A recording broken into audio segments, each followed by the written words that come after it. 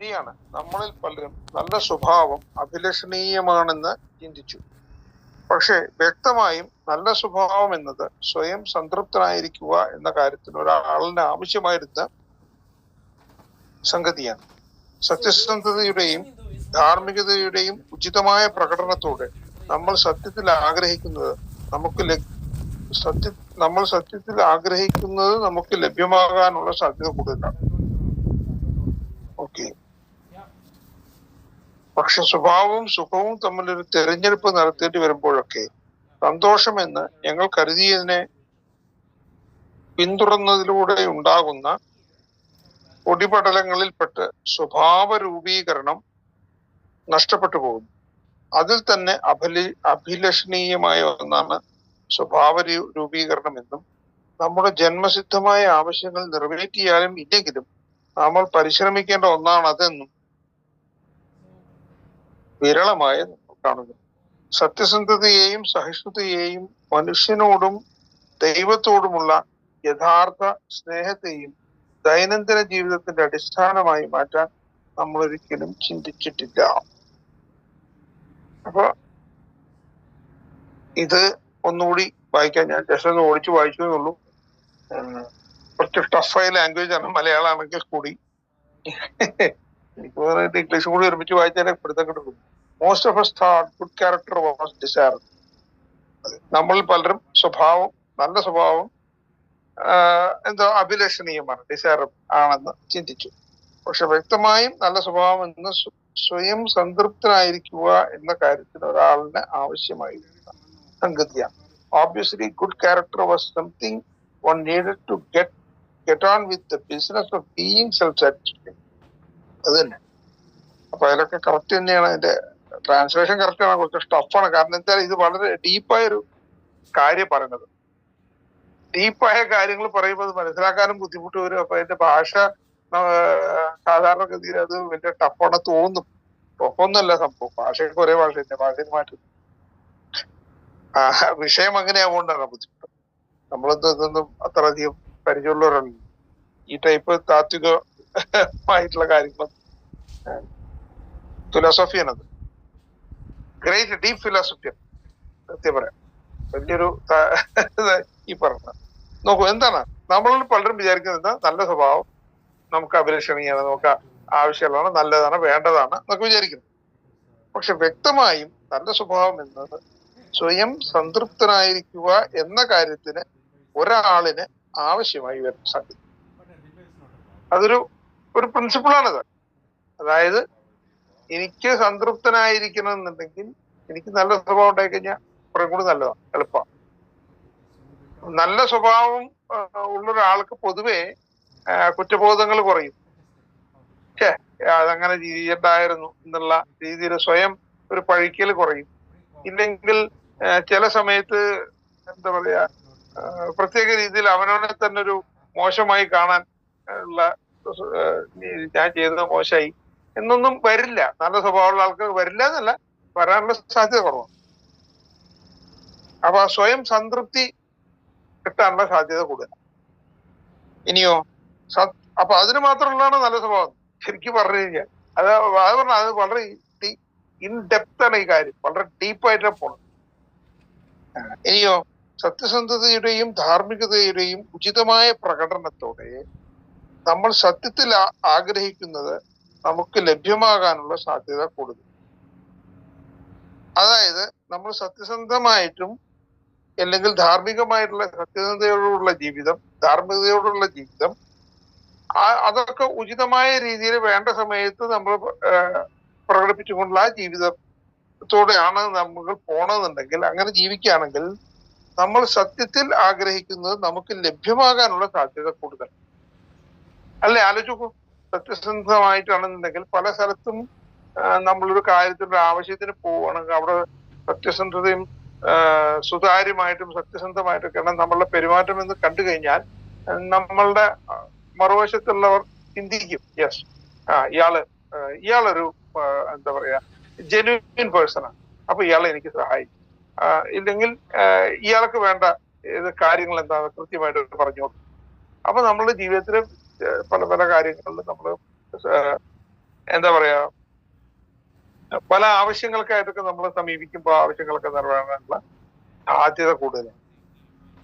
പക്ഷെ സ്വഭാവവും സുഖവും തമ്മിലൊരു തെരഞ്ഞെടുപ്പ് നടത്തേണ്ടി വരുമ്പോഴൊക്കെ സന്തോഷമെന്ന് ഞങ്ങൾ കരുതിയതിനെ പിന്തുടർന്നതിലൂടെ ഉണ്ടാകുന്ന പൊടിപടലങ്ങളിൽപ്പെട്ട് സ്വഭാവ രൂപീകരണം നഷ്ടപ്പെട്ടു. ഇതൊരു വളരെ ഇമ്പോർട്ടന്റ് ആയിട്ട്. അപ്പൊ എന്താണ് സംഭവിക്കാന്നുണ്ടെങ്കിൽ സ്വഭാവവും സുഖവും തമ്മിലൊരു തെരഞ്ഞെടുപ്പ് വേണ്ടി വരികയാണ്. ആ സമയത്ത് എന്ത് സംഭവിക്കും? സന്തോഷമെന്ന് ഞങ്ങൾ കരുതിയതിനെ പിന്തുടരുകയാണെങ്കിൽ അതിന്റെ ബഹളങ്ങളിൽ സ്വഭാവം രൂപീകരണം നഷ്ടപ്പെടും. ഇപ്പൊ വളരെ ഉദാഹരണം, നല്ലൊരു സ്വഭാവമുള്ള മനുഷ്യനാണ്, അയാൾ ജീവിതത്തില് നല്ല സ്വഭാവത്തിൽ ധാർമ്മികതയിൽ ജീവിക്കുന്ന ഒരാളാണ്. അയാൾ സ്വഭാവത്തില് ഒരു സ്വന്തം ഭാര്യയോട് എന്താ പറയാ സത്യസന്ധത. നേരെ മറിച്ച് അങ്ങനത്തെ ഒരാളുടെ മുമ്പിൽ അങ്ങനത്തെ ഒരാള് മദ്യപിച്ചോളണമെന്നൊന്നുമില്ല, മദ്യപിക്കാത്ത സമയത്തായാലും ചിലപ്പോ വേറൊരു നല്ല സുന്ദരിയായ സ്ത്രീ വന്നിട്ട് ചിലപ്പോ ഓഫർ ചെയ്ത് കഴിഞ്ഞു, ചിലപ്പോ അതിൽ വീണ് പോകുമ്പോ എന്ത് പറ്റും? എന്ന സ്വഭാവ രൂപീകരണം അവിടെ പിന്നാക്കം പോയി. അപ്പൊ ആ സമയത്ത് അല്ലെങ്കിൽ അതിനുള്ള ആർജവണ്ടാവണം, നോ എനിക്ക് അത് വേണ്ട, എനിക്കുള്ളത് എന്റെ കയ്യിലുണ്ട്, ഞാൻ അതുകൊണ്ട് സംതൃപ്തനാണ്, എനിക്ക് വേണ്ട എന്ന് പറയാൻ ആർജവമുണ്ടെന്നുണ്ടെങ്കിൽ ഓക്കെ, ഇറ്റ്സ് ഓക്കെ. പക്ഷെ പലപ്പോഴും ഉണ്ടാവാറില്ല. മിക്കപ്പോഴും അതിന്റെയൊക്കെ പുറകിൽ പോകും. ആ സുഖത്തിന്റെ സന്തോഷം എന്ന് കരുതുന്നത് അത് സന്തോഷമല്ല, പിന്നീട് ബാധ്യതയായിട്ട് വരും, അത് വേറെ വരും. പക്ഷെ അത് സന്തോഷമാണെന്ന് കരുതിയിട്ട് അതിന്റെ പുറകെ പോകുമ്പോൾ ഇപ്പുറത്തെ സ്വഭാവ രൂപീകരണം നഷ്ടപ്പെടും. അതിൽ തന്നെ അഭിലഷണീയമായ ഒന്നാണ് സ്വഭാവ രൂപീകരണം എന്നും നമ്മുടെ ജന്മസിദ്ധമായ ആവശ്യങ്ങൾ നിറവേറ്റിയാലും ഇല്ലെങ്കിലും നമ്മൾ പരിശ്രമിക്കേണ്ട ഒന്നാണെന്നും വിരളമായി നമ്മൾ കാണുന്നു. അപ്പൊ നമുക്ക് ജന്മസിദ്ധമായ ആവശ്യം അതാണല്ലോ ഈ സെക്സ്. അതുകൊണ്ട് ഞാൻ ഈ ഒരു എക്സാമ്പിൾ പറയാനുള്ള കാരണം വേറെ ബാക്കിയുള്ള പല കാരണങ്ങളില്ല. അപ്പൊ ജന്മസിദ്ധമായ ആവശ്യങ്ങൾ നിറവേറ്റിയാലും വേണ്ടില്ല ഇല്ലെങ്കിലും വേണ്ടില്ല, എന്നെ സംബന്ധിച്ച സ്വഭാവ രൂപീകരണമാണ് എനിക്ക് മുഖ്യം എന്നുള്ള രീതിയില് നമ്മൾ പരിശ്രമിക്കണം. അങ്ങനെ പരിശ്രമിക്കേണ്ട ഒന്നാണെന്ന് നമ്മൾ വളരെ വിരളമായിട്ട് മാത്രമേ കാണാറുള്ളൂ. നമ്മൾ എന്ന് പറഞ്ഞു കഴിഞ്ഞാൽ ആൽക്കഹോളിക്സിനെ കുറിച്ച് പറയണം. നീ അസ് എന്നൊക്കെയാണല്ലോ നമ്മളെ ഏതിലാ പറയുന്നത്. സത്യസന്ധതയെയും സഹിഷ്ണുതയെയും മനുഷ്യനോടും ദൈവത്തോടുമുള്ള യഥാർത്ഥ സ്നേഹത്തെയും ദൈനംദിന ജീവിതത്തിന്റെ അടിസ്ഥാനമായി മാറ്റാൻ നമ്മൾ ഒരിക്കലും ചിന്തിച്ചിട്ടില്ല. അപ്പോ അതെന്താണെന്നുണ്ടെങ്കിൽ ഈ സ്വഭാവ രൂപീകരണത്തിന് കൊടുക്കേണ്ട ഒരു പ്രാധാന്യത്തെ കുറിച്ച് കൂടി പറയണത്. അതെന്താണത്? സത്യസന്ധതയെയും സഹിഷ്ണുതയെയും, ഇതൊക്കെ നല്ല സ്വഭാവമുള്ള ആൾക്കാരുടെ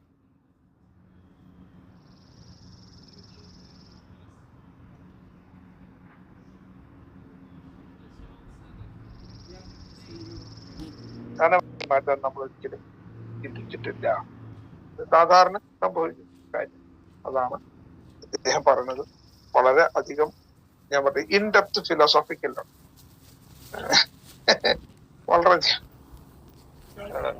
ഓക്കെ, ഇനി ഇതിന്റെ അടുത്ത ഭാഗം പറഞ്ഞത് ലാംഗ്വേജ് ഓഫ് ദ ഹാർട്ടില് 237 പേജ്, ഗ്രേപ്പ് വൈൻ, ജാനുവരി 1958.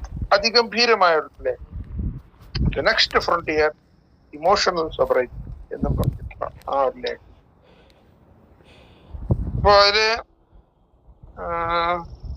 അതിന്റെ സെക്കൻഡ് പേജ്, അതായത് 237 236 പേജിലാണ് ഈ ലേഖനം തുറക്കുന്നത്. 237 അത് നോക്കൂ. എന്താണ് അതിൽ പറഞ്ഞത്? ഹൗ ടു ട്രാൻസ്ലേറ്റ് റൈറ്റ്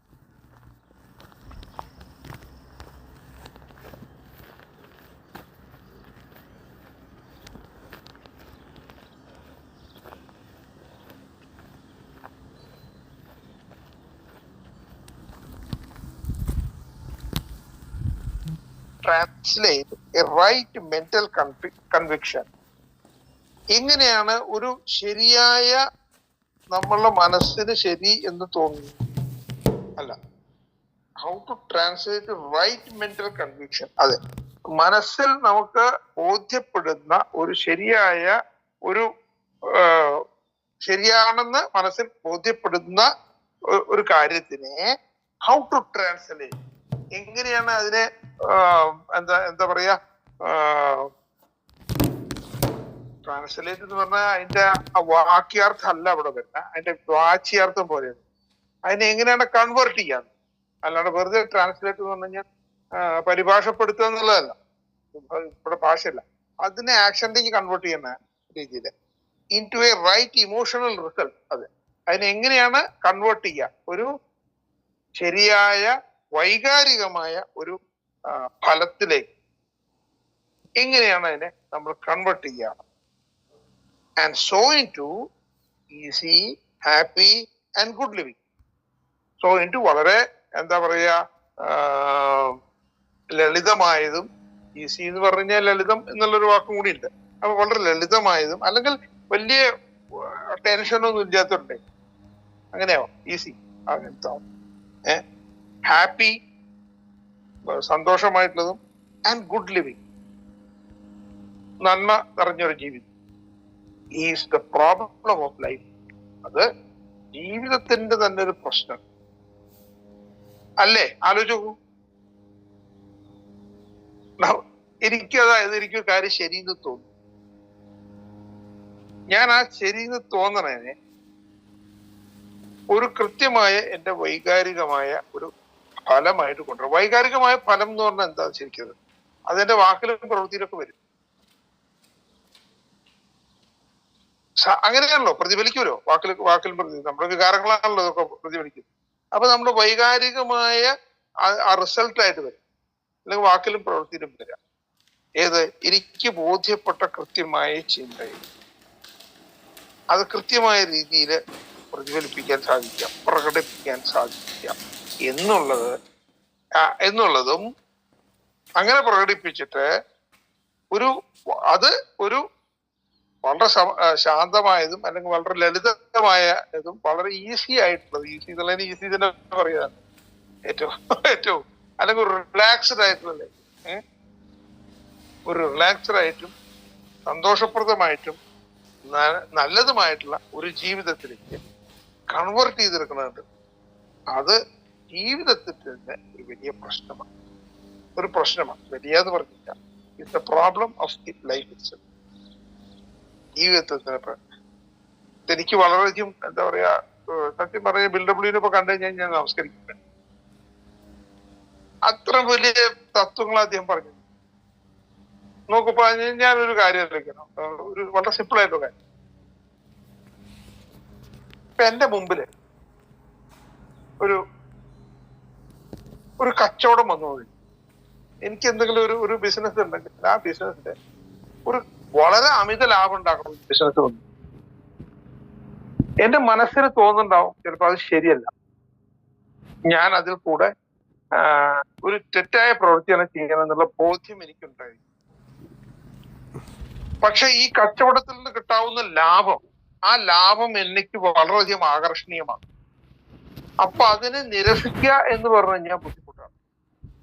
നേരെ മറിച്ച് എന്റെ ബുദ്ധിയിൽ, എന്റെ മനസ്സിൽ ഉറപ്പാവുകയാണ്, ഇത് ശരിയല്ല, ഞാൻ ചെയ്യാൻ പാടില്ല. അതുകൊണ്ട് എനിക്ക് ആ കച്ചവടം, എനിക്ക് എന്താ പറയുക, ലക്ഷക്കണക്കിന് രൂപ പൈസ നഷ്ടമായാലും വേണ്ടില്ല. നഷ്ടം എന്താ പറഞ്ഞാൽ എന്റെ കയ്യിൽ നിന്ന് നഷ്ടമല്ല പറഞ്ഞത്, വരാനിരിക്കുന്ന ലാഭം ഇല്ലാതായാലും വേണ്ടില്ല, ഞാൻ അതിനെ നിരസിക്കും. ഞാൻ ചില പ്രിൻസിപ്പിൾസ് എന്താ പറയാ ഫോളോ ചെയ്യുന്നുണ്ട്. ഞാനൊരു എക്കാരനാണ്, എയുടെ തത്വങ്ങൾ ജീവിക്കാൻ ശ്രമിക്കുന്ന ഒരാളാണ്. അതുകൊണ്ട് എനിക്കത് വേണ്ട എന്ന് തുറന്ന് പറഞ്ഞു കഴിഞ്ഞാൽ കിട്ടുന്ന ഒരു ഈസിനെസ് വളരെ ഈസിയാവും, ആള് സന്തോഷപ്രദവും, അതേപോലെ നല്ലൊരു ജീവിതവും. അതിനെ അങ്ങനെ കൺവേർട്ട് ചെയ്തെടുക്കുക എന്ന് പറഞ്ഞ വലിയൊരു പ്രശ്നമാണ്. അതായത് ഏതൊരു കാര്യങ്ങൾ വന്നാലും, എന്തൊക്കെ നമുക്ക് പ്രലോഭനങ്ങൾ വന്നാലും, ആ പ്രലോഭനങ്ങളെയൊക്കെ നിരാകരിച്ചുകൊണ്ട് ധൈര്യത്തോടുകൂടി, കറേജ് ടു ചേഞ്ച്, അല്ലനോട് ബുക്കിന്റെ പേരിനാണ് കറേജ് ടു ചേഞ്ച്, നമ്മളുടെ സെറൻറ്റിപ്പറയുള്ള രണ്ടാമത്തെ ലൈൻ. അപ്പൊ ആ കറേജ് ടു ചേഞ്ച് എന്നുള്ള ആ ഒരു ഇതില് നമ്മൾ അതില് ചെയ്യുകയാണെന്നുണ്ടെങ്കിൽ തത്വങ്ങളിൽ അധിഷ്ഠിതമായി മറ്റ് കാര്യങ്ങളെ നമുക്ക് ഒഴിവാക്കാൻ സാധിക്കുക എന്നുള്ളത് ജീവിതത്തിന്റെ വലിയൊരു പ്രശ്നമാണെന്ന് തോന്നുന്നു. ജീവിത കാര്യത്തിൽ ഇപ്പോൾ സത്യസന്ധമായിട്ട് ഓരോരുത്തരും നമ്മളെ വിലയിരുത്തി കഴിഞ്ഞാൽ നമുക്ക് മനസ്സിലാവും ധാരാളം നമ്മളുടെയൊക്കെ പേഴ്സണൽ ലൈഫിൽ അതുപോലത്തെ എന്താ പറയാ സാഹചര്യങ്ങൾ ധാരാളം ഉണ്ടാവും. അതുകൊണ്ടാണ് ഇതിന്റെ ഹെഡിങ് എന്താ, പ്രിൻസിപ്പിൾ ബിഫോർ എക്സ്പീരിയൻസ്. എക്സ്പീരിയൻസ് നമുക്ക് തോന്നും ചില കാര്യങ്ങളിൽ ഉചിതമായത് ഇതാണ്. കുറച്ച് കാര്യം ഞാനാണെങ്കിൽ കുറച്ച് കടത്തിലൊക്കെ നിൽക്കുന്ന ആളാണ്, എനിക്കിപ്പോ 10-15 ലക്ഷം രൂപ എക്സ്ട്രാ കിട്ടിക്കഴിഞ്ഞാൽ നന്നായിരിക്കും, എന്റെ കാര്യങ്ങളൊക്കെ കുറേ കൂടെ സ്മൂത്ത് ആവും എന്ന് ഞാൻ വിചാരിക്കും. അതൊരു ഉചിതമായ ഒരു രീതിയാണെന്ന് ഞാൻ എന്നെ തന്നെ ന്യായീകരിക്കും. പക്ഷെ അതിന് മുമ്പ് വരേണ്ടത് തത്വങ്ങളാണ് എന്നാണ് ഇവിടെ ഇത് പറയുന്നത്. ഇത് സൂചിപ്പിക്കുന്ന ഈ പേജ് സൂചിപ്പിക്കുന്ന ക്യാരക്ടർ ഡിഫക്ട്സിനെ കുറിച്ചാണ്. കാരണം നമ്മളൊക്കെ പലരും ക്യാരക്ടർ ഡിഫക്ട്സ് ഉള്ള ആൾക്കാരാകൊണ്ട് നമ്മൾ ഭൂരിഭാഗം പേര് അവർക്ക് ഇതൊക്കെ ഈ പ്രിൻസിപ്പിൾസ് എത്രത്തോളം ഫോളോ ചെയ്യാൻ പറ്റുന്ന അറിയില്ല. അതേപോലെ സ്പിരിച്വലി ഈ പറയുന്ന ജീവിതം ആണ് സ്പിരിച്വലി. നമ്മൾ വാക്ക് ദ ടോക്ക്, നമ്മൾ എന്താണോ സംസാരിക്കുന്നത് അത് നമ്മൾ പ്രവർത്തിക്കാൻ ആ രീതിയിൽ ജീവിക്കാം. അപ്പൊ ഇത് അതിന്റെ കൂടി അപ്പുറത്തുള്ളതാണ്. വാക്ക് ദ ടോക്ക് അല്ല, walk and talk as we think, അങ്ങനെ വല്ല പറഞ്ഞു. Walk and talk that we think, as we think അല്ല ദാറ്റ് വി തിങ്ക്, അങ്ങനെയായിട്ട് പറയേണ്ടി വരും, എന്നാലേ ഇത് ശരിയാവും. അപ്പൊ നമ്മള് വളരെ അതിഗംഭീരമായ ഒരു പേജാണ് ഇന്ന് വായിച്ചത്. ഈ 103-ാമത്തെ പേജ് ഓർമ്മിച്ച് വെച്ചോളൂ. എത്രത്തോളം നമ്മൾ വളരെ ഉയർന്ന രീതിയിൽ ചിന്തിക്കുന്ന ഒരു പ്രോഗ്രാമിലാണ്. ജീവിത രീതി എന്നാണ് ഈ പുസ്തകത്തിന്റെ പേര്.